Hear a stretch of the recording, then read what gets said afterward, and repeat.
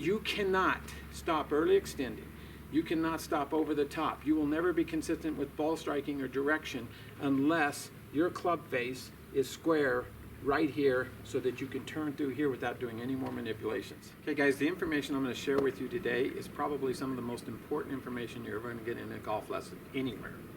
Everything you do, the over the top move is an attempt to square the face. That's how some people try to do it. Early extension, every bit of early extension is an attempt to shut the face at this point, because if you don't, you're going to be open.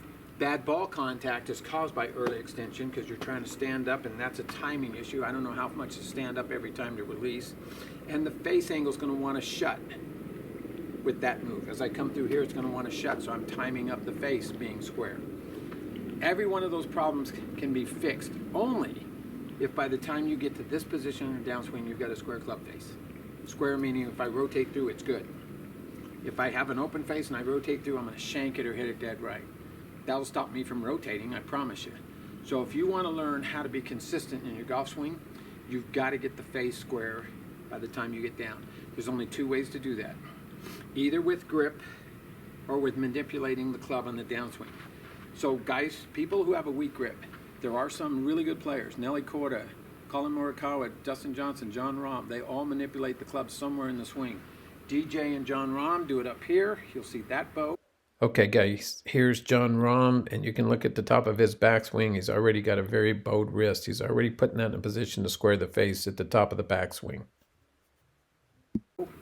That squares the face. Watch what happens to the face. It comes back down, it's nice and square. Nelly Korda and Colin Morikawa do it more in the downswing. They're up here pretty flat, and as they come down, they do this. Okay guys, here's Nelly Korda at the top of the backswing. Notice how flat her backhand is. It's not like Jon Rahm's, but as she moves down, watch when she cranks that down. Right in there, now you can see that her forearm is here and the wrist is bowed, and this angle for the club face is starting to square up. So she squares it on the downswing, whereas Rahm squares it at the top of the backswing, but they all square it before they get to the bottom of the golf swing. But by the time they're here, they're ready to go so they can rotate. So if you get a little bit stronger grip, I'm going to show you why that works. If I get in here and I've got a weak grip and I come back to the golf ball, I guarantee you if I rotate, I'm going to be open. So if I square the face without manipulating my wrist and just do this and come back down, you'll notice what the grip did. The grip went more strong. So if you get this grip and you put it in your fingers and you get over here, you have to get in the fingers because I don't want you to just stretch that over.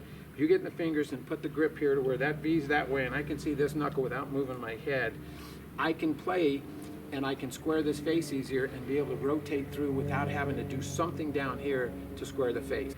So the stronger the grip, the more likely you are to be able to rotate because your face is already square. If your face isn't square here, you're going to know it in about one or two shots. The ball's going to go dead to the right and you're going to stop doing it and you're going to square the face yourself at the bottom. That's the problem. If you're squaring your face from here to here, you're extending, which makes it harder to hit the ground at the same place, which means you're going to have to stand up a lot of times or chicken wing it, and you're going to be, the club face is going to be doing this as it goes through the hit zone. There's a 0 point in there somewhere that's right down the target, but it's timing. Boom, right there.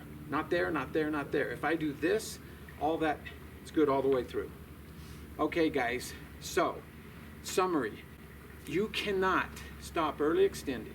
You cannot stop over the top. You will never be consistent with ball striking or direction unless your club face is square right here so that you can turn through here without doing any more manipulations. All right, guys, let's go to work.